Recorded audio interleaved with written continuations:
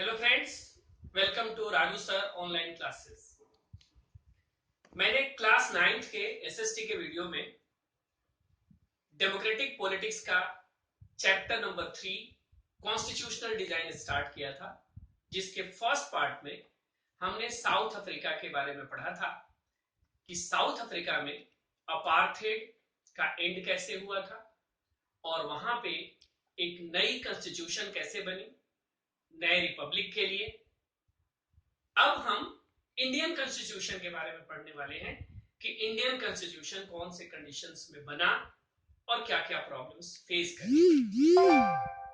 तो जिस तरह से साउथ अफ्रीका का कॉन्स्टिट्यूशन एक डिफिकल्ट सिचुएशंस में बना, कुछ उसी तरह के डिफिकल्ट सिचुएशंस इंडिया में भी था, क्योंकि इंडिया में 1947 में जब पार्टीशन हुआ था रिलीजन के बेस पे, तो हजारों लोग मारे गए थे, लाखों लोग बेघर हो गए थे। यानी पार्टीशन के बाद जो वायलेंस फैली उसमें सब कुछ इधर उधर हो गया था। इसके अलावा एक दूसरी भी कंडीशन थी कि जब इंडिया फ्री हुआ था तो भारत में मोर देन 500 प्रिंसली स्टेट्स थे, जिनके बारे में ब्रिटिशर्स ने यह परमिशन दे दी थी कि वो चाहें तो भारत के साथ रहें, चाहे तो पाकिस्तान के साथ जाएं, या चाहे तो खुद एक इंडिपेंडेंट नेशन के तौर पे रहे। इस तरह भारत की जो प्रेजेंट सिनेरियो थी वो बहुत अच्छी नहीं थी और इसीलिए कॉन्स्टिट्यूशन मेकर को वर्तमान यानी प्रेजेंट और फ्यूचर दोनों को लेकर के उनके मन में काफी डायलेमा भी थी। यानी भारत का जो कॉन्स्टिट्यूशन का जो समय था वो एक डिफिकल्ट सिचुएशन था और इस समय कॉन्स्टिट्यूशन बनाना एक डिफिकल्ट जॉब था। अब हम उस रास्ते की बात करें कि क्या भारत के कॉन्स्टिट्यूशन बनने में कौन कौन सी चीजें थी जो हमारी हेल्प करी। हालांकि साउथ अफ्रीका का जब कॉन्स्टिट्यूशन बना था तो सब कुछ 3 या 4 साल के बीच में हुआ, यानी सारी जो डिस्कशंस है वो 3-4 साल के डिस्कशंस में कंप्लीट हुआ और वो कॉन्स्टिट्यूशन बना। लेकिन हमारा कॉन्स्टिट्यूशन बनने का जो प्रोसेस है वो फ्रीडम स्ट्रगल मूवमेंट के दौरान ही हो गया था। भारत में सबसे पहले कॉन्स्टिट्यूशन बनाने का काम मोतीलाल नेहरू ने 1928 में किया। मोतीलाल नेहरू जो जवाहरलाल नेहरू के फादर थे, उन्होंने 8 और भी कांग्रेस मेंबर्स के साथ मिलकर भारत का एक कॉन्स्टिट्यूशन ड्राफ्ट किया था। ये बात अलग है कि उस कॉन्स्टिट्यूशन को ब्रिटिशर्स ने एक्सेप्ट नहीं किया। 3 साल बाद 1931 में जब कांग्रेस का कराची में सेशन हो रहा था, तो इस कराची सेशन में भी भारत के कॉन्स्टिट्यूशन को लेकर एक ड्राफ्ट तैयार किया गया था और उसमें भारत का फ्यूचर कॉन्स्टिट्यूशन कैसा होगा इस पर एक जनरल कॉन्सेंसस बनी थी। इसके अलावा फ्रीडम स्ट्रगल मूवमेंट के दौरान ऑलमोस्ट कई बार भारत के कॉन्स्टिट्यूशन के बारे में चर्चा हुई थी और सभी लीडर्स कुछ बेसिक प्रिंसिपल्स पे एग्री थे। वो बेसिक प्रिंसिपल्स कौन कौन से थे? वो बेसिक प्रिंसिपल्स थे universal adult franchise, right to equality, right to freedom, protection of rights of minorities. यानी इन सब चीजों को लेकर भारत के लगभग सभी नेताओं में एक सहमति थी और यही कारण है कि भारत का कॉन्स्टिट्यूशन बनाना थोड़ा आसान हो गया। इसके अलावा 1937 में ब्रिटिश कॉलोनियल पीरियड में प्रोविंशियल लेजिस्लेचर के लिए इलेक्शंस हुए। इस इलेक्शंस में कांग्रेस ने पार्टिसिपेट किया और बहुत सारे कांग्रेस और अदर पॉलिटिकल पार्टीज के मेंबर इलेक्शन जीते और वो लेजिस्लेटिव के मेंबर बने। तो उन लोगों को जो भारत की कॉलोनियल स्ट्रक्चर थी उससे वो फेमिलियर थे, यानी बहुत सारी पॉलिटिकल इंस्टीट्यूशन से उन्हें नॉलेज था, यानी वो जानते थे कि ये पॉलिटिकल इंस्टीट्यूशंस क्या होती हैं, इनका वर्किंग कैसा होता है, इनके राइट्स क्या है। ये बात अलग है कि भारतीय चुने हुए प्रतिनिधियों के पास ज्यादा अधिकार उस समय नहीं थे, लेकिन वो सारी इंस्टीट्यूशंस से फेमिलियर उसी समय हो गए थे, यानी हमारा जो अनुभव था वो ऑलरेडी कॉन्स्टिट्यूशन को लेकर बढ़ गया था। Indian act 1935, government of India act 1935 के मैक्सिमम प्रोविजंस आज भी इंडिया में सेम टू सेम वर्क करते हैं, क्योंकि वो पार्लियामेंट्री सिस्टम हमने वहां से अडॉप्ट किया है और ये सारी व्यवस्थाएं 1935 के गवर्नमेंट ऑफ इंडिया एक्ट में थी।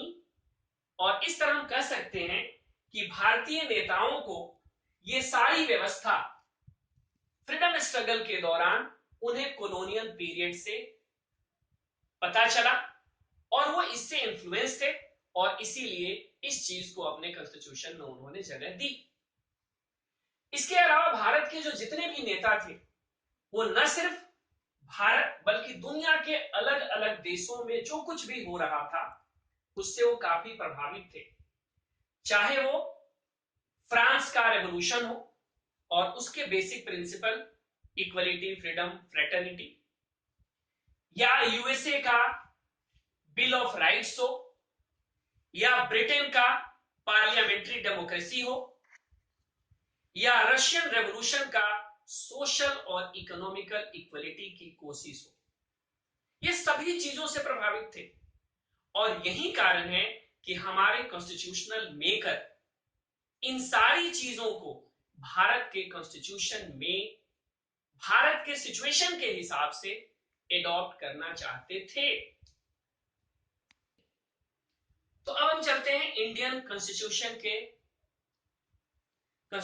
में कैसे हुआ। तो इंडियन कॉन्स्टिट्यूशन बनाने के लिए एक कॉन्स्टिट्यूएंट असेंबली बनी। अब सबसे पहले प्रश्न ये उठता है कि व्हाट इज कॉन्स्टिट्यूएंट असेंबली।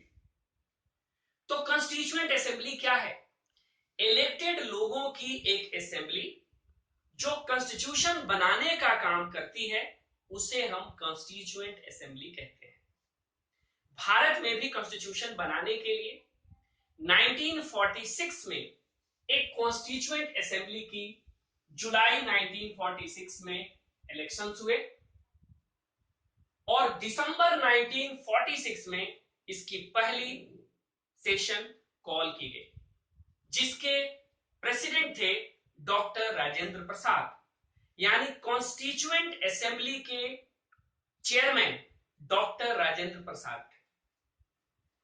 कुछ बच्चों को यह कंफ्यूजन होती है कि B R Ambedkar constituent assembly की एक ड्राफ्टिंग कमेटी थी, यानी कॉन्स्टिट्यूएंट असेंबली ने एक ड्राफ्टिंग कमेटी बनाई थी जो कॉन्स्टिट्यूशन का ड्राफ्ट तैयार करेगी।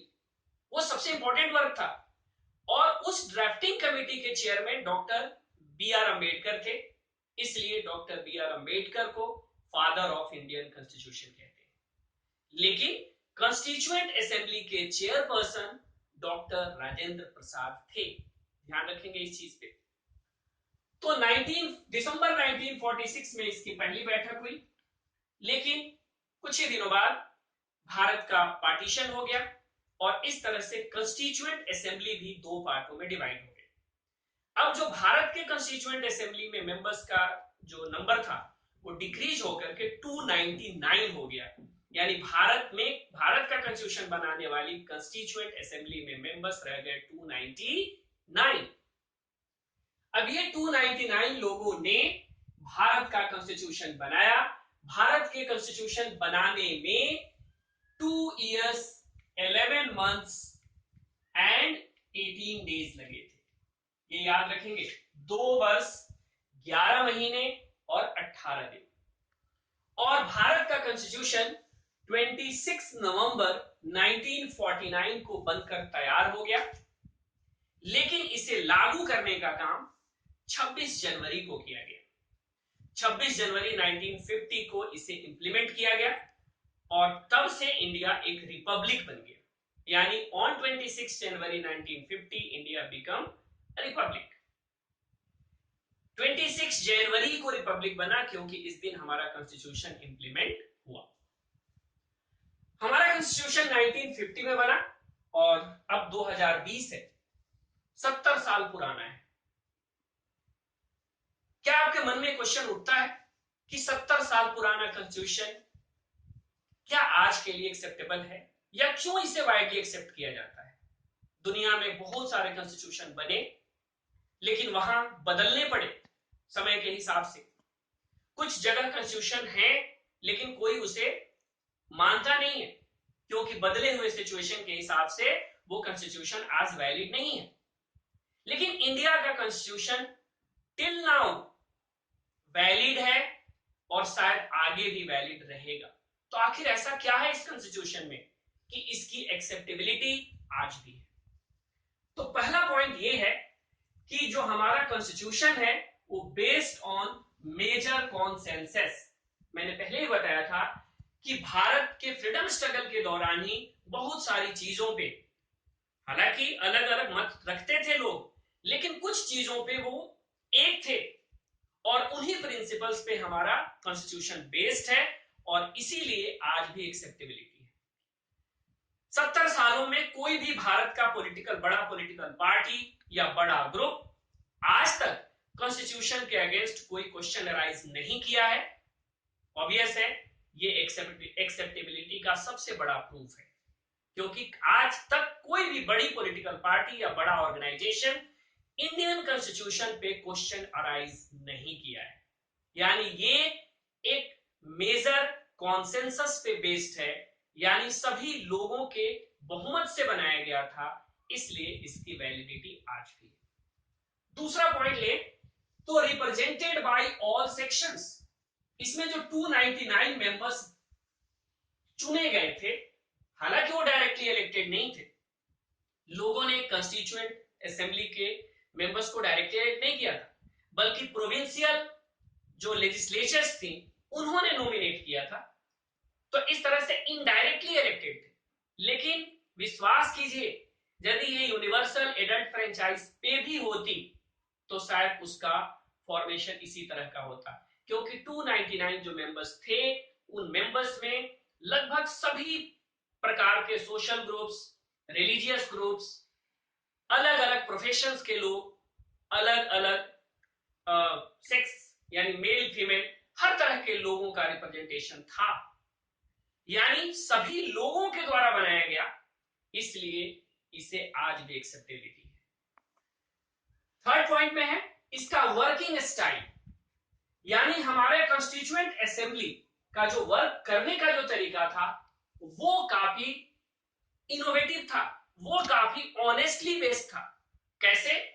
तो इंडियन कॉन्स्टिट्यूएंट असेंबली के सामने जब डिबेट हो रहा था, डिस्कशन हो रहा था, तो मोर देन 2000 अमेंडमेंट्स कंसीडर किए गए, 2000 से ज्यादा बदलाव पे चर्चा किया गया, और जो भी वहां पे डिस्कशंस होती थी, each and every word, every issues को रिकॉर्ड किया जाता था, लिखित रूप दिया जाता था और उसे प्रिजर्व भी किया गया है। आज भी ये सारी कॉन्स्टिट्यूशनल असेंबली की जो डिबेट्स है उसे प्रिजर्व रखा गया है, जिसको 22 वॉल्यूम्स में, बड़े बड़े 22 वॉल्यूम्स में रखा गया है, प्रोटेक्ट किया गया है। और आज भी किसी चीज पे हमें हिस्ट्री जानने की जरूरत होती है, कॉन्स्टिट्यूशन के किसी पार्ट पे किसी तरह का डिस्प्यूट अराइज होता है, तो उसके सॉल्यूशन के लिए हम वो डिबेट्स आज भी पढ़ते हैं और उसकी हेल्प लेते हैं। तो इस तरह से ये पॉइंट्स बता रहे हैं कि हमारा कॉन्स्टिट्यूशन आज भी वैलिड है। अब हमारे कॉन्स्टिट्यूशन में एक प्रीएम्बल स्टार्टिंग में ऐड किया गया है। प्रीएम्बल यानी इंट्रोडक्टरी नोट्स, जिस तरह बुक्स में एक इंट्रोडक्शन का पेज होता है, ठीक उसी तरह से हमारे कॉन्स्टिट्यूशन में भी एक इंट्रोडक्टरी पेज है जिसको प्रीएम्बल कहते हैं। ये प्रीएम्बल अमेरिका के कॉन्स्टिट्यूशन से इंफ्लुएंस होकर के कंसीडर किया गया, और ये हमारा जो प्रीएम्बल है इसमें इंडियन कॉन्स्टिट्यूशन की फिलॉसफी इंक्लूड है, यानी हमें अपनी फिलॉसफी यानी हमारे गाइडिंग प्रिंसिपल्स क्या हैं वो इस प्रियम्बल में दिखता है। तो प्रियम्बल के कुछ वर्ड्स हैं जिसको जानना समझना जरूरी है, वो बड़ी संक्षेप में मैं आपको बताने की कोशिश कर रहा हूं। पेज नंबर 51 पे प्रियम्बल है, उसमें कलर्ड जो लाइंस हैं वो इंडिया के गाइडिंग प्रिंसिपल्स हैं। We the people of India, यानी कॉन्स्टिट्यूशन कुछ लोगों ने नहीं बनाया है बल्कि सब लोगों ने मिलकर बनाया है, ये कहा गया है, यानी कॉन्स्टिट्यूशन हमारे द्वारा बना हुआ है। सॉवरेन, सॉवरेन का मतलब होता है कि हम किसी से इन्फ्लुएंस नहीं है, हम फ्री हैं डिसीजन लेने के लिए, उसको कहते हैं सॉवरेन। सोशलिस्ट, सोशलिस्ट का मतलब जो होता है कि सोसाइटी में ऑल आर इक्वल, यानी कोई बड़ा नहीं, कोई छोटा नहीं, कोई अमीर नहीं, कोई गरीब नहीं, यानी सोसाइटी में सबके साथ इक्वल ट्रीटमेंट। सेकुलर, यानी सरकार का कोई अपना रिलीजन नहीं होगा, यानी भारत की सरकार सभी लोगों को कोई भी रिलीजन अपनाने की स्वतंत्रता देती है, इसको सेकुलर कहते हैं।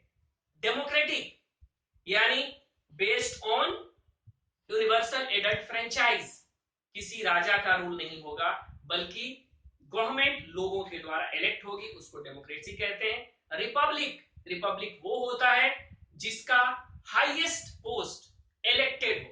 इंडिया एक रिपब्लिक है क्योंकि प्रेसिडेंट किसी वंश का नहीं है, किसी जाति धर्म से सुरक्षित नहीं है, बल्कि वो लोगों के द्वारा इनडायरेक्टली इलेक्ट होता है। जबकि ब्रिटेन वो रिपब्लिक नहीं है क्योंकि वहां की महारानी एलिजाबेथ है, उनके मरने के बाद प्रिंस चार्ल्स जो है वो राजा बनेंगे, उनके मरने के बाद उनके बेटा राजा होंगे, यानी वहां का सबसे बड़ा पोस्ट क्या है, एक पर्टिकुलर वंश के लोग उस पे आसीन होते हैं, जबकि भारत का प्रेसिडेंट इलेक्टेड होता है। तो इंडिया एक रिपब्लिक है। जस्टिस यानी न्याय, यानी किसी के साथ किसी तरह का भेदभाव नहीं किया जा सकता, हमारा जो जस्टिस है वो बेस्ड ऑन इक्वलिटी होगा। लिबर्टी, हमारे पास फ्रीडम है, हर तरह की फ्रीडम है, राइट टू फ्रीडम, उसमें अलग अलग तरह की 6 राइट्स हैं, ये सारे राइट्स हमें दिए गए हैं। इक्वलिटी, ऑल आर इक्वल, किसी के साथ किसी भी तरह का भेदभाव नहीं किया जा सकता है, न जाति के आधार पे, न धर्म के आधार पे, न वंश के आधार पे, न जन्म स्थान के आधार पे, तो ये होता है इक्वलिटी।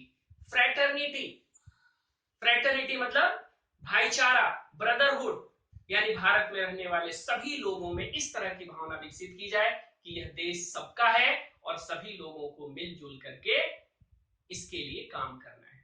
तो ये हमारे गाइडिंग प्रिंसिपल्स हैं और ये हमारे प्रियम्बल में इंक्लूडेड है। तो प्रियम्बल काफी इंपॉर्टेंट पार्ट है and that's why preamble is also called soul of our Indian constitution, यानी भारत के संविधान का आत्मा प्रियम्बल है, राइट?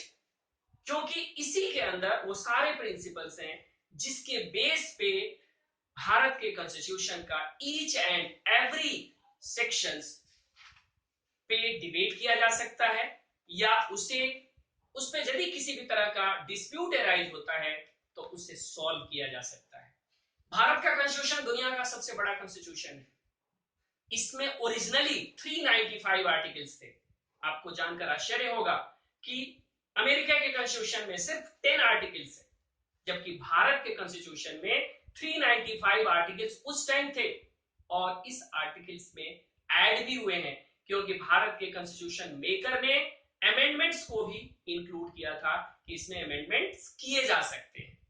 तो हमारा कॉन्स्टिट्यूशन न सिर्फ लोगों के राइट्स को बताता है बल्कि गवर्नमेंट के पावर को भी कंट्रोल करता है, यानी कोई भी सरकार, लोगों के द्वारा चुनी गई सरकार जो चाहे वो नहीं कर सकती है, बल्कि उसे भी अपनी कंट्रोलिंग ऑथोरिटी इंडियन कॉन्स्टिट्यूशन को मानना पड़ता है।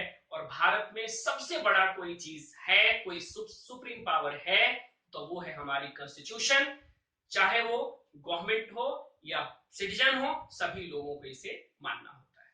तो इस तरह से मैंने भारत के कॉन्स्टिट्यूशन के बारे में आपको ब्रीफ यहाँ पे एक्सप्लेनेशन दिया।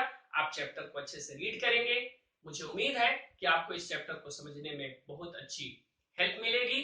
और आपको मेरी वीडियो यदि अच्छी लगी हो तो प्लीज लाइक कीजिए, शेयर कीजिए, सब्सक्राइब कीजिए। आप अपने दोस्तों के साथ इसे शेयर कीजिए, क्योंकि यदि वो बेनिफिट उठाते हैं तो इससे उनका बेनिफिट होगा, फायदा होगा। और मैं एज ए टीचर, मुझे भी लगेगा कि मैं अपने ज्ञान का एक तरह से एक्सपेंशन मैं बच्चों के बीच में कर रहा हूं। तो प्लीज लाइक कीजिए, शेयर कीजिए, सब्सक्राइब कीजिए। और सब्सक्राइब इसलिए करना जरूरी है ताकि न्यू वीडियोस जब भी अपलोड होगी आपको पता चल जाएगा। तो टिल देन, गुड बाय।